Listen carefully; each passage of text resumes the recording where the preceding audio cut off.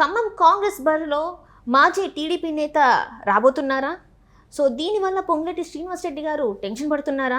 ఇదంతా మన తెలంగాణ ముఖ్యమంత్రి రేవంత్ రెడ్డి స్కెచ్ అంటారా? సో ఈ అంశాన్ని మనకి వివరించడానికి మనతో పాటు ఉన్నారు TDP official spokesperson Suryadevara Latha garu. నమస్కారం మేడం. నమస్తే.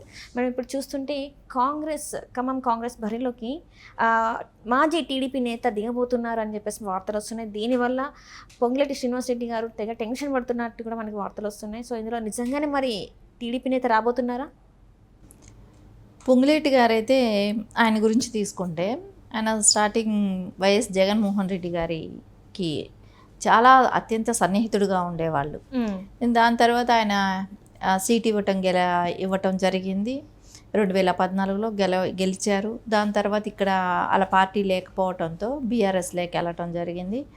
తర్వాత అక్కడ మినిస్టర్గా ఉన్నాడు. తర్వాత వెళ్ళిపోయి మళ్ళా ఇప్పుడు కాంగ్రెస్లో జాయిన్ అవటం కానీ ఇవన్నీ చేశారు. కానీ ఒక విధంగా చూస్తుంటే ఆయన పొంగులేటి గారు రేవంత్ గారికి అంటే ఆయన రేవంత్ గారి ఇది విషయంలో కూడా ఏంటంటే నా పక్క ఎంత మెజారిటీ ఉంది, నీ పక్క ఎంత మెజారిటీ ఉంది అన్న రేంజ్లో ఎమ్మెల్యేలు ఇది కూడా ఆలోచిస్తున్నారు అనేది అర్థమవుతుంది. సో అలాంటప్పుడు రేవంత్ గారు చేసే వాళ్ళ ఆలోచన పొలిటికల్ ఆలోచనగా తీసుకున్నా కూడా మండవ వెంకటేశ్వరరావు గారు సీనియర్ పొలిటీషియన్. సో తెలుగుదేశంలో గతంలో ఉన్న వ్యక్తి కాబట్టి వాళ్ళకి వేరే పరిచయాలు కూడా టీడీపీలో ఉండటం వలన వాళ్ళకి ఆ పరిచయాలు ఉన్నాయి కనుక ఆయన్ని అక్కడ పోటీ చేయిస్తే ఎలా ఉంటుంది అనేది ఒక ఎంపీగా అక్కడ పోటీ చేస్తే బాగుంటుంది అనే ఆలోచన ఖచ్చితంగా వచ్చి ఉండొచ్చు. అది కూడా కాకుండా ఒక కమ్మా కమ్యూనిటీకి ఇస్తే అక్కడ సో ఓట్ బ్యాంక్ అంతా కూడా కమ్మా కమ్యూనిటీది ఎక్కువ ఉంటుంది అక్కడ. సో దాని మూలన ఎవరికైనా ఇచ్చిన వాళ్ళు ఏ నాయకుడు నిలబడ్డా, ఎందుకంటే బీఆర్ఎస్ ఆల్రెడీ ఆ కమ్యూనిటీ వాళ్ళని కమ్మా కమ్యూనిటీలో నామా నాగేశ్వరరావు గారిని వాళ్ళ అభ్యర్థిగా పెట్టడం జరిగింది. సో అదేలాగా మనం కూడా అంటే వాళ్ళకి ఒక చేంజ్ కమ్మ అయితే అనేది ఒక చూపెట్టడానికి ఒక ఇది ఉంటుంది కదా. ఇప్పుడు పొంగులేటి గారు అని అనుకో, అది నానకమ్మ వస్తుంది. అవును. సో అక్కడ ఓట్ బ్యాంక్ ఎక్కువ ఉండేది కమ్మది కాబట్టి ఆకర్షించాలి అని అన్నప్పుడు ఒక కమ్మ క్యాండిడేట్కే ఇవ్వాలనేది ఆయన వెళ్ళి అధిష్టానంలో ఢిల్లీ వెళ్ళి చెప్పుకోవటమే కానివ్వండి ఏదైనా జరుగుతుంది కదా. సో ఖచ్చితంగా అక్కడ కమ్మకి ఇవ్వాలనుకున్నప్పుడు పొంగులేటి గారిని కొంచెం పక్కకు పెట్టడం కూడా జరుగుతుంది. సో అప్పుడు మండవ వెంకటేశ్వరరావు గారిని ఆయనకి రికమెండ్ చేశారేమో అందరూ కలిసి. సో ఇంకా అందుమూలన ఆయనకి ఇచ్చే అవకాశం ఉందేమో. ఇస్తే డెఫినెట్గా అక్కడ ఎవరికి ఇచ్చినా కూడా తెలుగుదేశం ఓట్ బ్యాంక్ అనేది అక్కడ ఎక్కువ భాగం ఉంటుంది. సో ఇప్పుడు పోటీ చేయలేదు కాబట్టి ఇప్పుడు అంటే కమ్యూనిటీ పరంగా ఓట్లు చీలే అవకాశం ఉంటుంది. బీఆర్ఎస్కి వెళ్తుందా కాంగ్రెస్కి వెళ్తుందా? రైట్. ఎందుకంటే ఇద్దరు కూడా గతంలో ఎంపీలుగా చేసిన వాళ్ళే కనుక, అంటే నామగారు గతంలో ఎంపీగా అదే పార్లమెంట్ నుంచి పోటీ చేసిన వ్యక్తి, గెలిచిన వ్యక్తి కూడా కాబట్టి సో బీఆర్ఎస్ కాంగ్రెస్ అనేది ఖచ్చితంగా ఉంటుంది. అందుకని రేవంత్ గారు కూడా ఆలోచన ఏంటంటే ఆ కమ్యూనిటీ వాళ్ళకే ఇస్తే బాగుంటుంది అనే ఆలోచన కూడా ఉంటుంది కదా. అంటే ఇక్కడ చూస్తున్నట్టు మేడం, పొంగులేటి శ్రీనివాసరెడ్డి గారు జగన్మోహన్ రెడ్డికి అత్యంత సన్నిహితుడు కాబట్టి ఈరోజు మరి రేవంత్ రెడ్డి గారు ఆయనని కాదనుకుంటున్నారు. సో రేపటి రోజున ఇక్కడ ఆయన ఒకవేళ ఇక్కడ గెలిస్తే మళ్ళీ, ఎందుకంటే పడదు కదా ఫస్ట్ నుంచి కూడా జగన్మోహన్ రెడ్డి గారికి రేవంత్ రెడ్డి గారికి పడదు కాబట్టి వాళ్ళ సన్నిహితుడు కాబట్టి దానికి దూరంగా ఉంచితే బెటర్. ఎందుకంటే ఆల్రెడీ ఇక్కడ కేసీఆర్ మళ్ళీ జగన్మోహన్ రెడ్డి మళ్ళీ ఫ్రెండ్సే. సో వీళ్ళందరినీ దూరం పెడుతూ ఉంటే వీళ్ళకి మైలేజ్ వస్తుంది కాబట్టి ఒకవేళ ఆ రకంగా ఏమన్నా దూరం పెట్టే అవకాశం ఉందంటారా? ఎందుకంటే ఆయన నిజమే పొంగులేటి గారు జగన్ గారి విధేయులే. సో ఇక్కడికి వచ్చేటప్పటికి అపోజిషన్ పార్టీ కేసీఆర్ గారు ఉన్నారు. సో కేసీఆర్ గారు ఖచ్చితంగా జగన్ మిత్రుడు. సో మనం ఎప్పుడు కూడా చూస్తూనే ఉంటాం వీళ్ళు విందులు కానివ్వండి ఇవన్నీ మనం జరుపుకోవటం రావటం, కానీ వాళ్ళ సమస్యల మీద ఇష్యూ ఉండదు ఎప్పుడు కూడా. వాళ్ళకి ఎంతసేపు పొలిటికల్గా ఆ రాష్ట్రంలో నువ్వేం చేస్తావు, ఈ రాష్ట్రంలో నువ్వేం చేస్తావు అంటే ఉమ్మడి శత్రువులుగా ఉన్న వాళ్ళని ఈ రాష్ట్రంలోనే ఆ రాష్ట్రంలోనే ఇబ్బందులు పెట్టడమే. కానీ ఇట్లాంటి వాళ్ళ కామన్ చర్చ ఇదే ఉంటుంది అనేది అయితే అందరికీ కూడా అర్థమవుతుంది.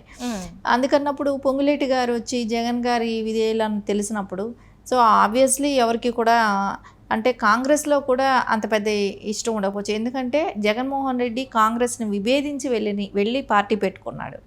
సో అందుమూలాన జగన్ రెడ్డి కున్న వ్యతిరేకత పార్టీ మీద ఉంది కాబట్టి ఆయనకి ఆబ్వియస్లీ ఇంట్రెస్ట్ ఉన్న వాళ్ళు అంటే పొంగులేటి గారు లాంటి వాళ్ళని అంత తొందరగా కూడా నమ్మే అవకాశం ఉండదు కదా. సోనియా గాంధీ గారు లాంటి వాళ్ళైనా కూడా అంటే ఇవి వచ్చింది కూడా ఇప్పుడే వచ్చారు. సో ఇది ఎప్పటి నుంచో ఉన్న వ్యక్తి కూడా కాదు కాబట్టి కొత్తగా పార్టీలో చేరటమే మళ్ళా కాంగ్రెస్లో రావటం కాబట్టి సో ఆయనకున్న దీనికి మినిస్టర్ ఇచ్చారు కానీ ఇంకా అంతకు మించి ఇస్తారనుకోవడం అయితే ఉండకపోవచ్చు. ఎందుకంటే ఆల్రెడీ ఒక ఫ్యామిలీలో మినిస్ట్రీ ఇచ్చారు, ఇంకా నెక్స్ట్ లేని వాళ్ళకి ఆప్షన్స్ కూడా చూడాలి కాబట్టి వేరే వాళ్ళకి ఇచ్చే అవకాశం ఉంటుంది కానీ పొంగులేటి గారికి ఎవరు కూడా ఇచ్చే అవకాశం కూడా తక్కువే. దీనిలో ఎటు చూసినా అక్కడ ఈక్వేషన్స్ చూస్తే మండవ గారికే ఎక్కువ ఆపర్చునిటీ ఉంది కదా. అంటే అక్కడ ఏంటంటే ఈయన ప్రముఖ ఇండస్ట్రియల్ కాబట్టి చాలా వరకు ఆయనకి మెజారిటీ ఉంది అని చెప్పేసి మనకు వార్తలు వస్తున్నాయి. మరి ఈసారి పొంగులేటి గారికి మరి గడ్డుకాలమే అంటారా? అంటే పొంగులేటి గారు ఆల్రెడీ మినిస్టర్గా ఉన్నారు, సో ఆయనకి అంటూ ప్లేస్ ఉంది. సో మండవ గారికి కల్పించాలి కదా. ఎక్కువ మంది పార్టీలో ఉన్నప్పుడు వాళ్ళకి ప్రతి ఒక్కళ్ళకి వాళ్ళకి ఇంపార్టెన్స్ అనేది వాళ్ళకి పోస్ట్ క్రియేట్ చేయటము, వాళ్ళకి కొన్ని స్థానాలు ఇచ్చి గెలిపించటము ఇట్లాంటివి అనేది కంపల్సరీ ఒక లీడర్కి ఏదో ఒక చోట ఆపర్చునిటీ అనేది క్రియేట్ చేయాల్సిన అవసరం ఏ పార్టీకైనా ఉంటుంది. అలాంటప్పుడు ఆల్రెడీ మినిస్టర్గా ఉన్నారు పొంగులేటి గారు, సో ఇప్పుడు ఎంపీగా ఆయనకు అవసరం లేదు కాబట్టి సో వేరే వాళ్ళకి ఆపర్చునిటీ ఇద్దాం. అది కూడా కాకుండా అక్కడ ఉన్న ఓట్ బ్యాంక్ను బట్టి వాళ్ళకి ఖచ్చితంగా అనిపిస్తుంది కదా అక్కడ ఓట్ బ్యాంక్ ఎవరున్నారు, ఏ కమ్యూనిటీ ఉంది, ఏ కమ్యూనిటీ వాళ్ళకి సీట్ ఇస్తే అక్కడ గెలిచే అవకాశం ఉంటుంది. ఇవన్నీ బేరేజ్ చేసుకున్నప్పుడు ఖచ్చితంగా మండవ వెంకటేశ్వరరావు గారికి అక్కడ అవకాశం కనిపిస్తారు. రైట్ మేడం గారు, ఇప్పుడు ఏంటంటే ఇక్కడ పొంగులేటి శ్రీనివాస్ రెడ్డి గారికి ఇప్పుడు టీడీపీ నుంచి ఇట్లా ఉంది కాబట్టి మరి నెక్స్ట్ స్టెప్ ఎలా ఉండబోతుంది మరి పొంగులేటి గారిది అయినా కానీ? ఇప్పుడు ఒకవేళ రేవంత్ రెడ్డి గారు ఇలాంటి పరిణామాలు అంటే ఇలాంటి స్టెప్స్ తీసుకుంటున్నప్పుడు ఆచితూచి తీసుకుంటారని అనుకుంటాం, కానీ పొంగులేటి గారి స్టెప్స్ ఎలా ఉండబోతుంది? ఇప్పుడు మనకు ఇక్కడ ఖచ్చితంగా ఆయనకు జరిగిన నష్టం ఏమీ లేదు. పొంగులేటి గారికి ఎలాంటి నష్టం జరిగే అవకాశం కూడా లేదు. ఎందుకంటే ఆయన ఆల్రెడీ మినిస్టర్గా ఉన్నారు తెలంగాణ స్టేట్కి. ఇప్పుడు ఆయనకి సీట్ ఇవ్వకపోయినా, ఎంపీ సీట్ ఇవ్వకపోయిన మూలాన ఆయనకు వచ్చిన నష్టం ఏమీ లేదు. కొత్త వారికి ఆపర్చునిటీ కల్పించాలి అంటే కొత్త వాళ్ళకన్నా అంటే ఆయన సీనియర్ పొలిటీషియన్ కానీ అంటే వేరే వాళ్ళకి ఆపర్చునిటీ కల్పించాలి కాబట్టి సో మండవ వెంకటేశ్వరరావు గారికే ఎక్కువ భాగం మగ్గు చూపే అవకాశం ఉంటుంది. సో అది కూడా కాకుండా ఒక కమ్యూనిటీ బేస్ చేసుకున్న పార్టీ అది అక్కడ నియోజకవర్గంలో కమ్యూనిటీ బేస్ చేసుకొని ఉంది కాబట్టి ఆయనకు ఆల్రెడీ అక్కడ అనుభవం కూడా ఉంది. టీడీపీలో ఉన్నప్పుడు కూడా ఖమ్మం పార్లమెంట్ పరిధిలంతా పనిచేసి ఉన్నారు. సో ఆయనకు అక్కడ బాగా పూర్తిగా ఒక గ్రిప్ ఉన్న నాయకుడు కాబట్టి ఖచ్చితంగా ఆయనకి ఇవ్వడానికే అవకాశం ఎక్కువ ఉంటుంది. పొంగులేటి గారికి ఆల్రెడీ మినిస్టర్గా ఉన్నాడు. సో ఆయనకి ఇప్పుడు మళ్ళీ ఏమైనా ఎమ్మెల్యేగా రాజీనామా చేసి మళ్ళీ వెళ్తారా? సరే వాళ్ళ బ్రదర్ కానీ అంటానికి కుటుంబంలో ఇన్ని ఇవ్వటానికి అవకాశం ఉండదు కాబట్టి ప్రతి కుటుంబంలో 2-3 ఇవ్వరు కాబట్టి ఏ పార్టీ అని అట్లా ఆలోచిస్తుంది కాబట్టి ఖచ్చితంగా అయితే వాళ్ళకి మండవ వెంకటేశ్వరరావు గారికి అంటే మనం బేరీజ్ వేసుకున్న దాని ప్రకారం చూసుకుంటే కూడా ఎక్కువ భాగం ఇంపార్టెన్స్ అయితే మండవ గారికే ఉంటుంది. అంటే ఇక్కడ ఎక్కువ శాతం ఏం డౌట్స్ వస్తుందంటే జగన్మోహన్ రెడ్డి సన్నిహితుడు కాబట్టి సో ఇలాంటి నిర్ణయం తీసుకున్నారు రేవంత్ రెడ్డి గారు అని చెప్పేసి మరి వార్తలు వస్తున్నాయి. నిజంగా రేవంత్ రెడ్డి గారి కోసమే ఇప్పుడు పొంగులేటి శ్రీనివాస్ రెడ్డి పైన టీడీపీ నేతను తీసుకొస్తున్నారంటారా? ఖచ్చితంగా జగన్మోహన్ రెడ్డి ఇన్ఫ్లుయెన్స్ అయితే పొంగులేటి గారి మీద ఉంటుంది, ఖచ్చితంగా ఉంటుంది. సో అది ఎవరు కూడా అంటే కాంగ్రెస్ పార్టీలో ఎవరు కూడా ఇష్టపడరు కదా. సో ఎందుకంటే పొంగులేటి గారిని అంత అంటే ఆయన చెప్పచ్చు ఇప్పుడు నాకు అంత టచ్ లేదనేది అనొచ్చు కానీ కంపల్సరీ అయితే ఉంటుంది. ఎందుకంటే ఆ పార్టీలో నుంచి వచ్చిన వ్యక్తి కాబట్టి ఎంతో ఇన్ఫ్లుయెన్స్ అయితే ఉంటుంది. కానీ ఏది ఏమున్నా కూడా ఒక కుటుంబంలో 2 పోస్టులు 2 ఇవి ఇవ్వటం అనేది ఏ పార్టీలో కూడా కష్టమే.